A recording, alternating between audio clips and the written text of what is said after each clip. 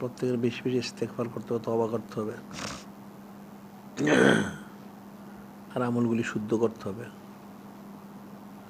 কারণ রমজান শরীফ খাজা হচ্ছে তাকওয়া হাসিল করার মাস। আল্লাহ বললেন, কুতিবা আলাইকুমুস সিয়াম কামা কুতিবা আলাল লাযিনা মিন ক্বাবলিকুম লাআল্লাকুম তাত্তাকুন। যে রমাদান শরীফের রোজাগুলি ফরজ করা হয়েছে, যেমন প্রথম মধ্যে ফরজ করা হয়েছিল। কেন করা হলো? অসংখ্য কারণ, তার মধ্যে একটা আল্লাহ বলছেন মূল, যাতে তোমরা হাকিকি মোত্তেক হইতে পারো। সুবহানাল্লাহ। কাজে এই মাসটা হচ্ছে মোত্তেকার মাস। এই জন্য প্রত্যেকেরই জিকির ফিকির ওজিফা যা আছে এবং আমলগুলি যা আছে সুন্নত মন অনুযায়ী, আর ইলম চর্চা করা, আর প্রতিদিন কম বেশি কিছু কোরআন শরীফ তেলাওয়াত করা, সবটা করতে হবে। আর প্রত্যেক মুসলমানের জন্য ফরজ হচ্ছে নসবনামা প্রতিদিন একবার পাঠ করা।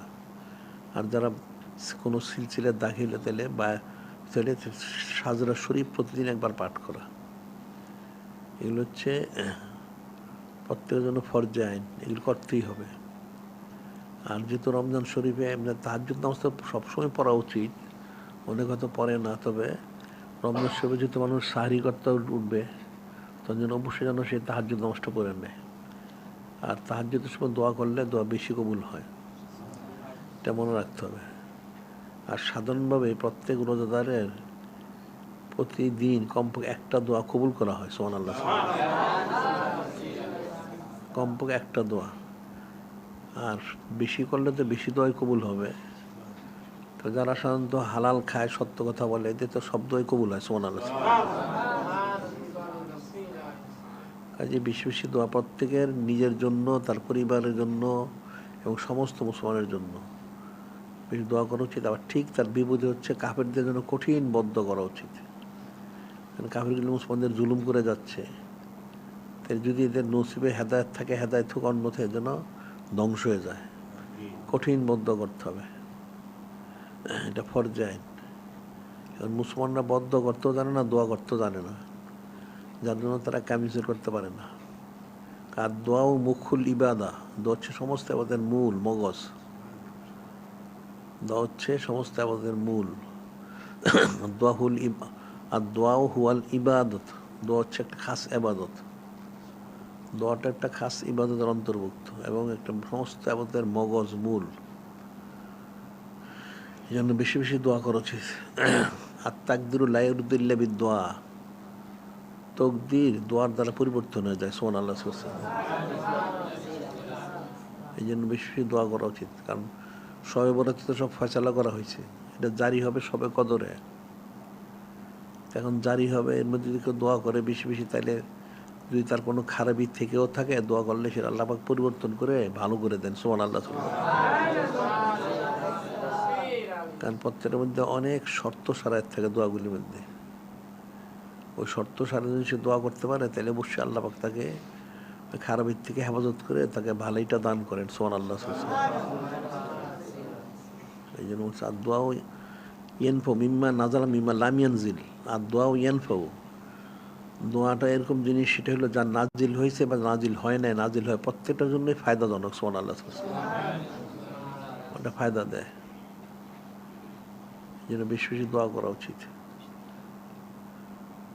এখন তো মুসলমানরা দোয়াই করে না, এটা 5 ওয়াক্ত নামাজ পড়ে, নামাজ পড়ে 1-2 মিনিট নাম করতে দোয়া করে, এরপরে কোনো দোয়ার খবরই নেই। আমন নাসও তো দোয়া করে না, দোয়া করতে তো জানে না, সারাদিনই দোয়া করে না, তা ফায়দা হবে কোত্থেকে? বা রোজার দিনে ইফতার করার সময় দোয়া করলে দোয়া কবুল হয়। সুবহানাল্লাহ। এটা মনে রাখতে হবে। সাধারণত সাধারণ মানুষ কখন দোয়া করে? যারা নামাজ কালাম পড়ে তারা জীবনও দোয়া করেন না। আর যারা নামাজ কালাম পড়ে তারা কখন দোয়া করবে? যে জামাতে পড়ে মসজিদে, মসজিদে তারা দোয়া করে না তো 1-2 মিনিট, তারপর দোয়ার কথা, এত দোয়া নাই। যারা 5 ওয়াক্ত নামাজ পড়ে দোয়া করে না, তারা তো অন্য সময় দোয়া করার কথা না। এটা সবসময় দোয়া করে, বেশি বেশি দোয়া করা উচিত। আল্লাহ বলেন উদুনি আস্তাজিব লাকুম, আমাকে ডাকো, দোয়া করো, অবশ্যই আমি কবুল করব। প্রত্যেকের দায়িত্ব, কর্তব্য। এখন দোয়া করতে হবে। কি দোয়া করতে হবে? মানুষের দোয়া কি করতে হবে সেটা মানুষ জানে না। আরে দোয়া আল্লাহ যে শিক্ষা দিলেন, তোমরা দোয়া রব্বানা আতিনা ফিদ দুনিয়া হাসানা, আল্লাহ দুনিয়ার বালাই দান করুন, অফিল আখিরাতি হাসানা, পরকালে বালাই দান করুন, ওয়াকিনা আযাবান নার, জাহান্নাম থেকে পানা দান করেন। তাহলে ইহকালের বালাটি কি, পরকালের বালাইটা কি?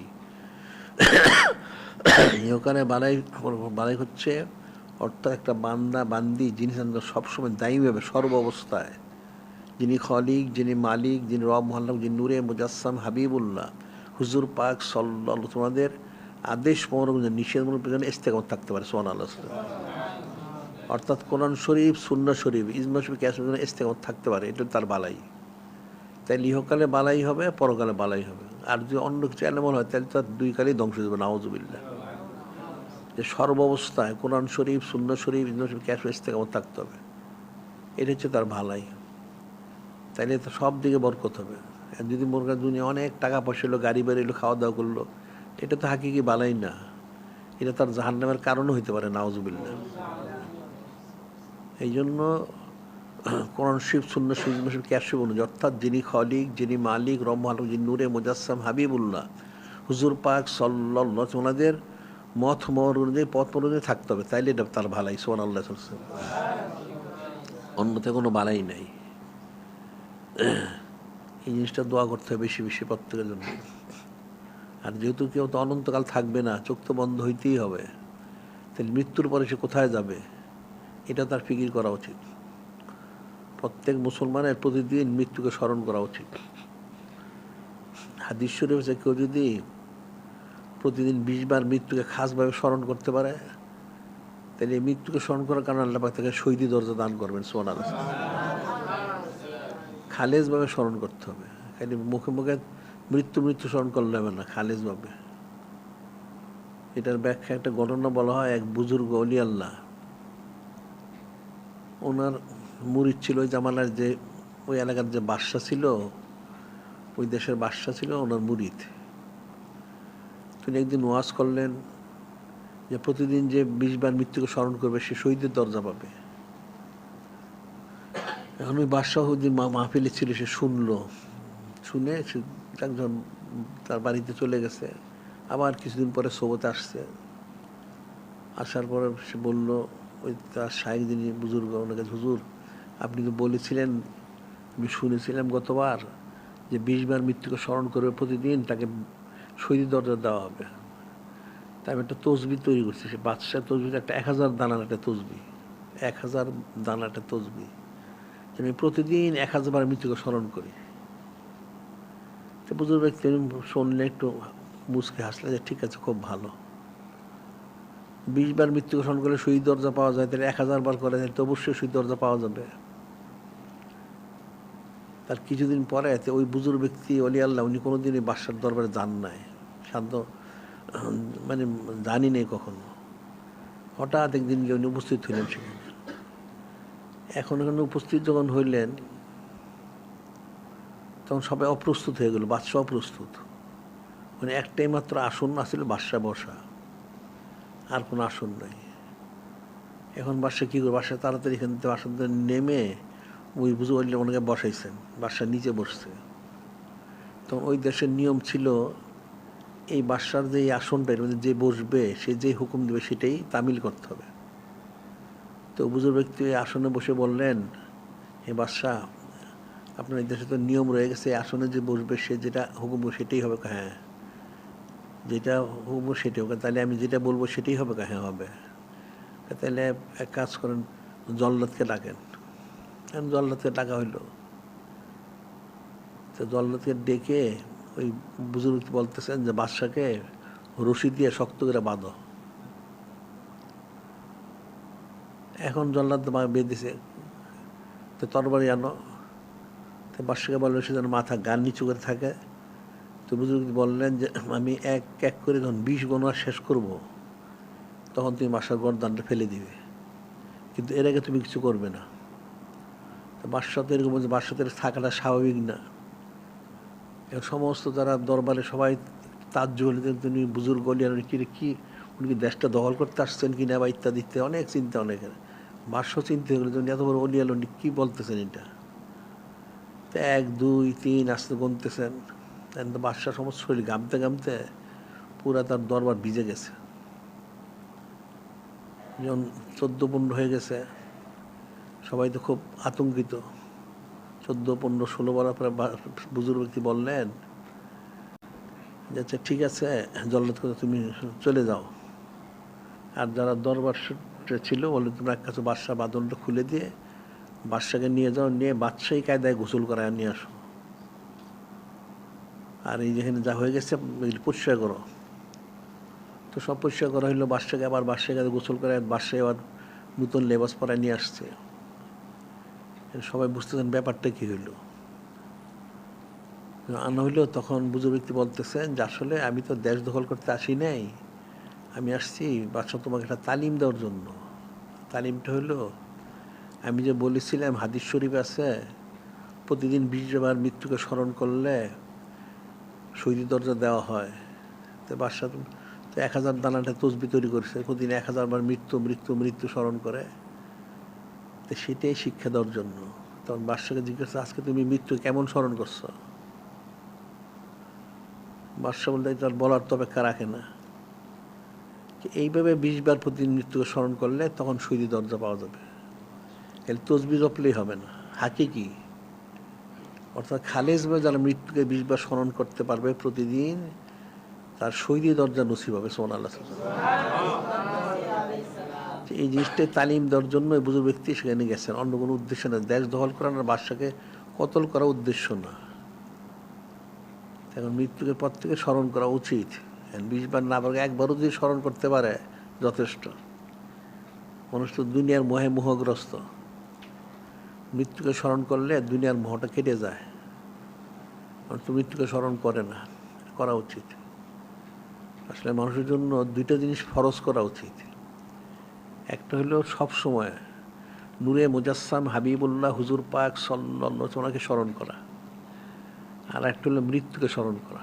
এই 2টা জিনিস নূরে মুজাসসাম হাবিবুল্লাহ হুজুর পাক সাল্লাল্লাহু আলাইহি ওয়াসাল্লামকে স্মরণ করলে ওনার দ্বারা নিজবত হবে, আর মৃত্যুকে স্মরণ করলে দুনিয়ার মোহটা তার কেটে যাবে। একদিকে হলো যিনি খলিক যিনি মালিক রহমান ওনার সাথে নিজবত পয়দা হবে, আর দুনিয়ার সম্পর্কটা তার বিচ্ছিন্ন হয়ে যাবে।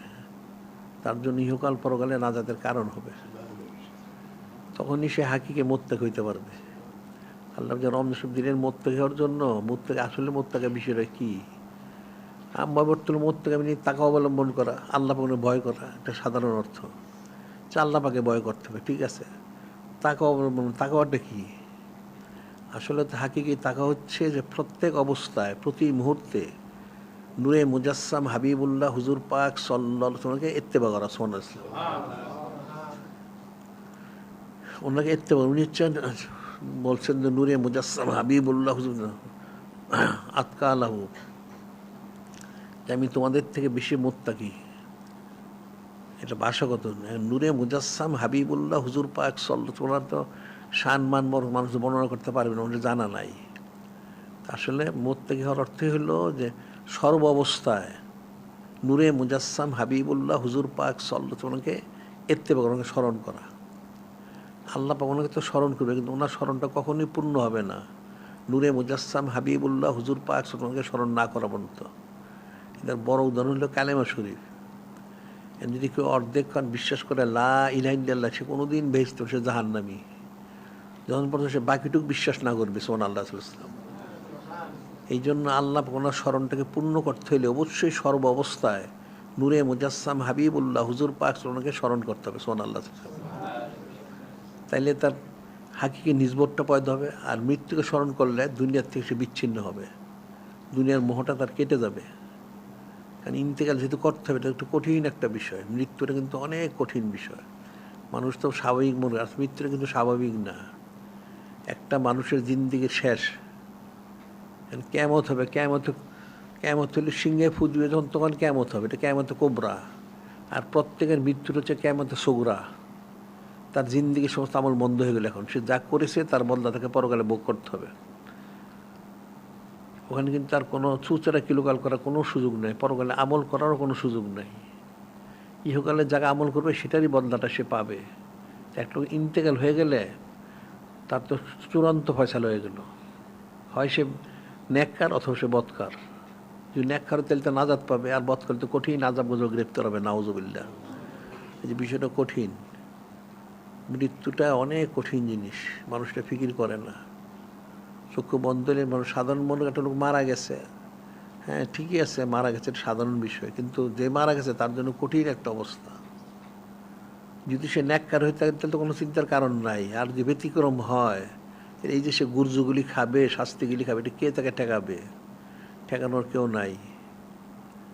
একটা সাধারণ দুনিয়া মানুষ একটু অসুখ বিসুখ হইলে, একটা মশা মাছি কামড় দিলে সে সহ্য করতে পারে না, আর এই গুর্জুগুলি সে সহ্য করবে কীভাবে? এটাও ফিকির করতে হবে যে মৃত্যুকে স্মরণ করা উচিত, তাহলে দুনিয়ার মোহটা দূর হয়ে যাব। আর দুনিয়ার মোহে মানুষ, দুনিয়ার লোভ লালসা, এখন মনে করে অনেক সম্পত্তি করবে, অনেক গাড়ি বাড়ি করবে, এইটা করবে সেটা করবে, হ্যাঁ ঠিক আছে করো, কতদিন এগুলি সে করলো, কতদিন সে থাকবে? এখন তো মানুষ 100 বছর সবাই বাঁচে না, তারপরে 100 বছর যদি আমরা ধরি যে 100 বছর, তারপরে কি হবে? ইন্তেকাল, তখন কি হবে? তখন এই দুনিয়ার বাড়ি গাড়ি, তার সম্পত্তি কি কোথায় আসবে? কোথায় কাজে লাগবে? এটার কোনো কাজে আসবে না। যদি সে ইমানের সাথে যেতে পারে তাইলে তার জন্য কামিয়াবি। যেটা আমরা বলি যে হাদিস শরীফ আছে, সাধারণ বেহেশতি, সবচেয়ে নিম্ন দরজার যে বেহেশতি, তার জন্য 10 দুনিয়া সমান দেওয়া হবে, সুবহানাল্লাহ। তার প্রাপ্য তাকে দেওয়া হবে, সবচেয়ে নিম্ন বেহেশতি যে, তাকে 10 দুনিয়ার সমান সম্পদ দেওয়া হবে, সুবহানাল্লাহ।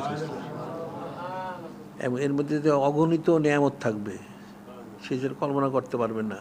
একটা সাধারণ বেহেশত, আর বড় হলে তো অনেক, এত নিয়ামত আল্লাহ পাক দিবেন। আর তারপরে বড় হচ্ছে, সেখানে গেলে কী হবে? সেখানে যিনি খলিক, যিনি মালিক, আল্লাহ ওনার দিদার মরো পাওয়া যাবে, সুবহানাল্লাহ।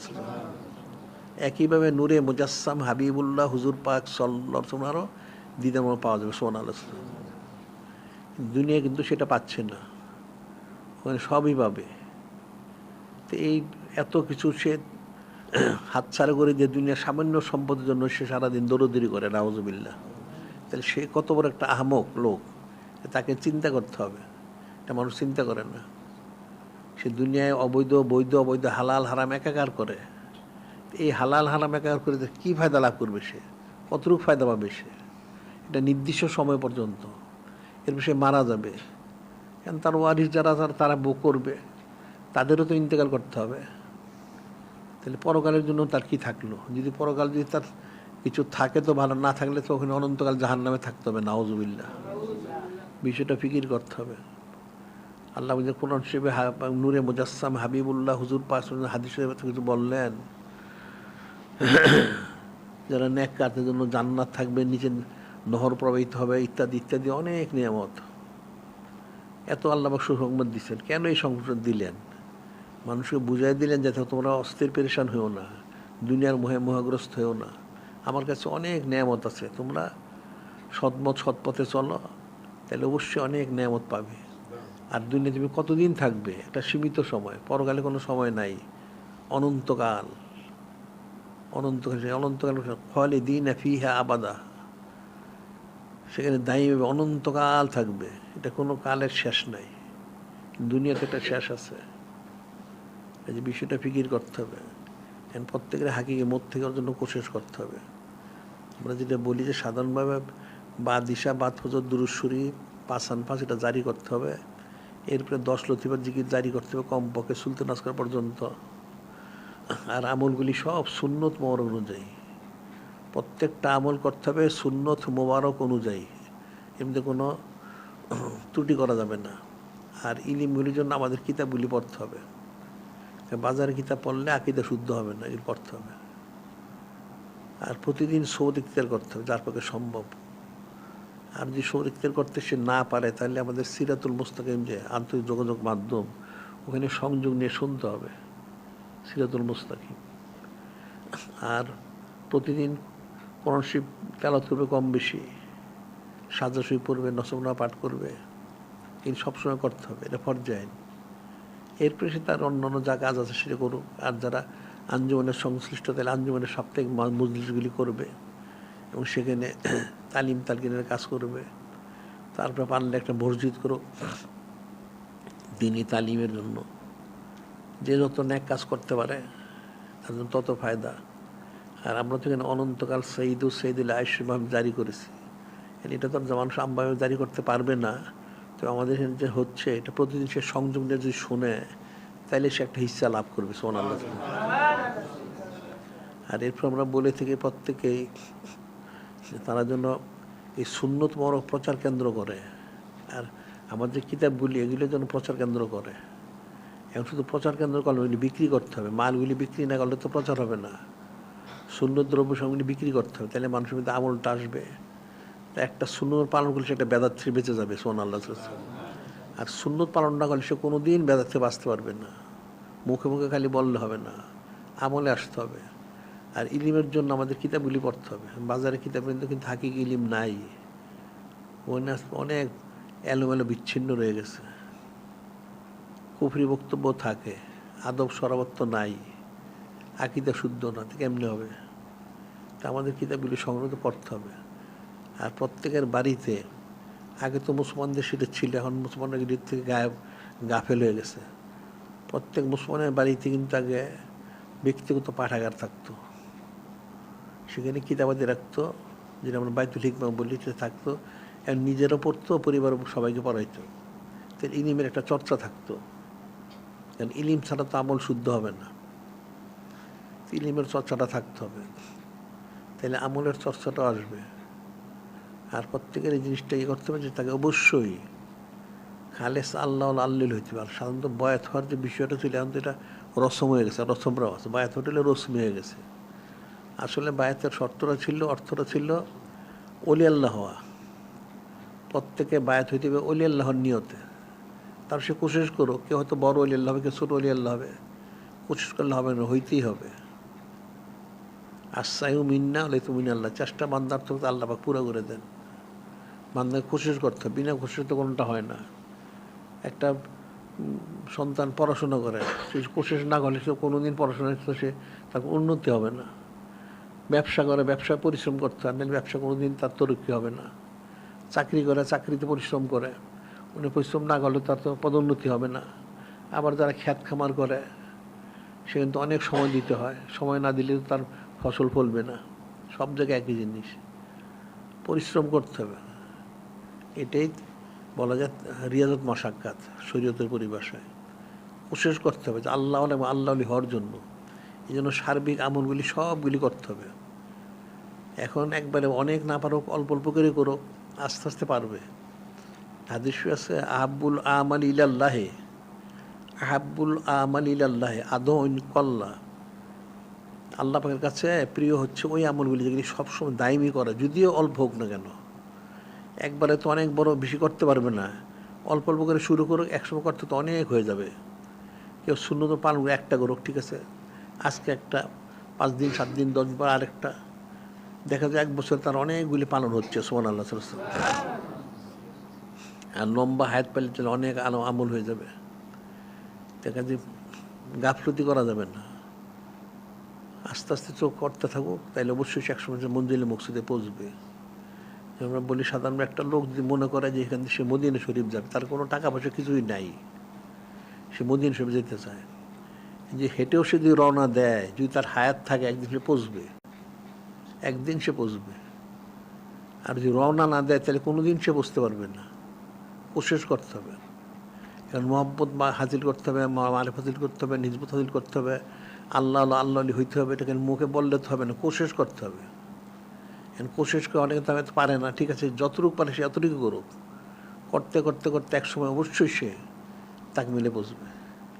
কোশিশের থেকে যেন সে গাফেল না থাকে। যেমন হচ্ছে আমল যেটা দায়মি করা হয়, অল্প যদি হয় সেটা আল্লাহ পছন্দ করেন সুবহানাল্লাহ। এই সাধারণত যে বন্যা যে হয়, অনেক আসমান থেকে কিন্তু অনেক বৃষ্টি একবারে পড়ে না, অল্প অল্প পড়তে পড়তে পড়তে একসময় বন্যা হয়ে যায়। বিষয়টা এরকমই।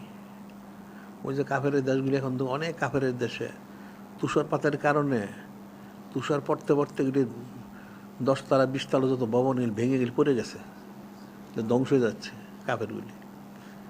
তো একবারে তো আর পড়েন নাই, পাথর পড়ে না একবারে, গুড়ি গুড়ি পড়তে পড়তে এটা জমে পাথর হয়ে তাদের ছাদগুলি ধসে গেছে, অনেক লোক মারা যাচ্ছে। এই বিষয়টা তো এরকমই। এখন অল্প অল্প করতে থাকলে যদি ইস্তেকামত থাকে তাইলে একসময় সে মঞ্জিলে পৌঁছবে। ইন্নাল্লাযিনা ক্বালু রাব্বুনাল্লাহ সুম্মা ইসতাকামু তাতানাজ্জালু আলাইহিল মালায়েকা ইলা আখির। যারা এক আল্লাহ ভগবানকে মানবে, নূরে মুজাসসাম হাবিবুল্লাহ হুজুর পাক সাল্লাল্লাহু আলাইহি ওয়াসাল্লামকে মানবে, ইস্তেকামত থাকবে, তাদের জন্য গায়বী মদদ। সুবহানাল্লাহ। তো আল্লাহ ফেরেশতা নাজিল করে দিবেন। সুবহানাল্লাহ। ইস্তেকামত না থাকলে তো সেটা হবে না, কোশিশে মশগুল থাকতে হবে। অল্প করে ছেড়ে দিল সে কোনোদিন ফায়দা লাভ করতে পারবে না, তাকে ইস্তেকামত থাকতে হবে। ইস্তেকামত থাকতে পারলে তো একসময় না একসময় মঞ্জিলে মুক্তিতে পৌঁছবে। এটা তো দুনিয়ার ব্যাপারেও দেখা যায়।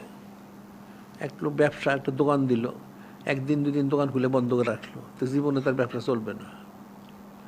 একটা প্রতিষ্ঠানে সে চাকরি নিল, 2-4 দিন যাওয়ার পর সে আর যাওয়া বন্ধ করে, তার চাকরি আর জীবনে থাকবে না। আবার ক্ষেত খামারে কাজ করে, কিছু ক্ষেত খামারে চাষাবাদ করে বন্ধ করে ছুঁয়ে দিল, জীবনে তো ফসল ফলবে না। ইস্তেকামত থাকতে হবে দায়ীমীভাবে, তখন বরকত হবে। এই যে প্রত্যেকের এই জন্য জিকির আজকারটা সবগুলি করতে হবে, সুন্দর ইত্তেবা করতে হবে, ইলম চর্চা করতে হবে, আর প্রতিদিন অনুশীব তেলাওয়াত করতে হবে, কম বেশি হোক। এখন 2-4-5 আয়াত শরীফ হোক, তবু সে পড়ুক। পড়তে পড়তে এক সময় তো সে অনেক বেশি পড়তে পারবে, না পড়লে শুরু করলে তো পারবে না। আর রমজান শরীফ মাসে তো বেশি বেশি অনুশীব তেলাওয়াত করা উচিত, মনে রাখতে হবে। রমজান শরীফের তাকওয়া হাসিলের মাস, আল্লাহ আল্লাহর মাস, অনেক বরকতের মাস।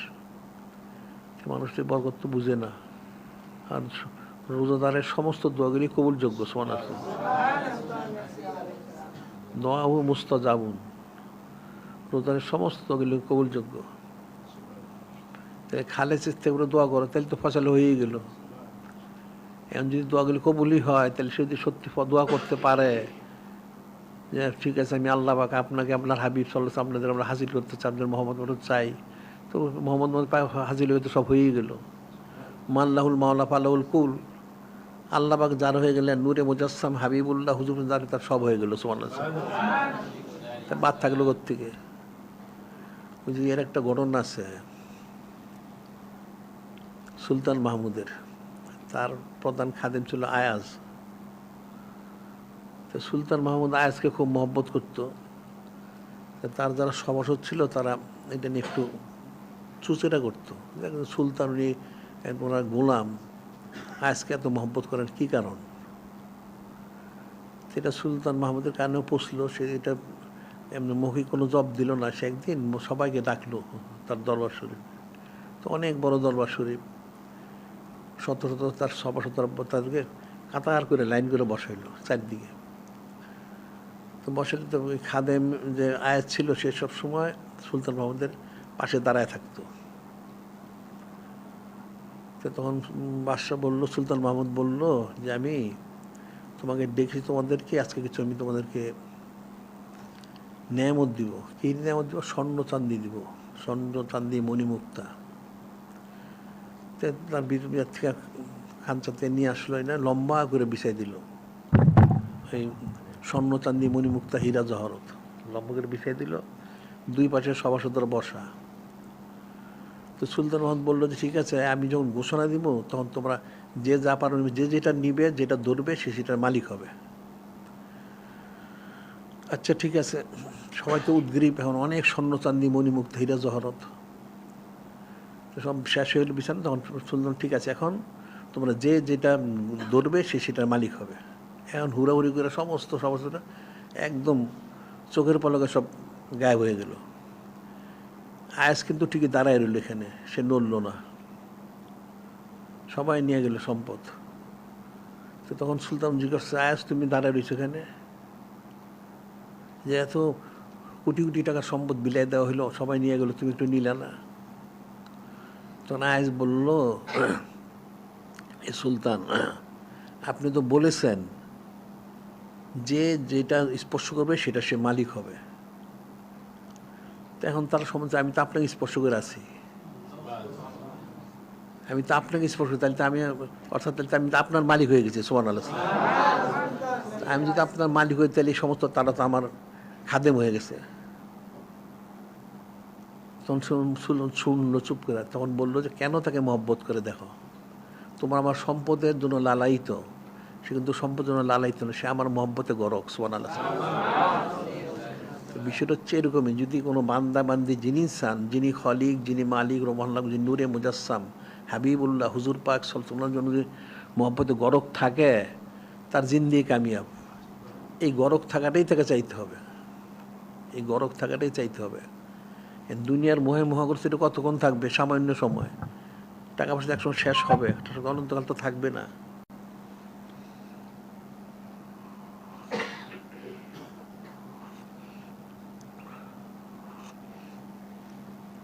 যে মুসলমানদের সেই জিনিসটাই চাইতে হবে যে যিনি খলিক, যিনি মালিক, রহমাল্লাহ, যিনি নূরে মুজাসসাম হাবিবুল্লাহ হুজুর পাক ওনাদের রাজামন্দির সন্তুষ্টি, মহব্বত, মারেফত, নিসবত, কুরবত ইত্যাদি এটা হাসিল করার জন্য কোশিশ করতে হবে। এটা হাসিল হয়ে গেলে তার সব হাসিল হয়ে গেল। ওইটাই মাল্লাহুল মাওলা ফালাহুল কুল। আল্লাহ পাক এবং আর হাবিব মাহবুব নূরে মুজাসসাম হাবিবুল্লাহ হুজুর পাক ওনারা যার হয়ে যাবেন তার সব হয়ে গেল। সুবহানাল্লাহ। এটা মনে রাখতে হবে। কাজে প্রত্যেকে জিকির ফিকির সবক ইত্যাদি যা আছে এটা সবাই ঠিক মতন করো, রমজান শরীফে হক আদায় করো, তাইলে ইহকাল কামিয়ে পরকাল কামিয়াবি। তাহলে আজকে বলতে, হ্যাঁ কি ও আচ্ছা, কালকে তো হলো সামার শরীফ এবং কোন শরীফ তেলাওয়াত প্রতিযোগিতা কালকে, আগামীকাল বাদ মাগরিব থেকে সামার শরীফ মাহফিল। ঠিক আছে।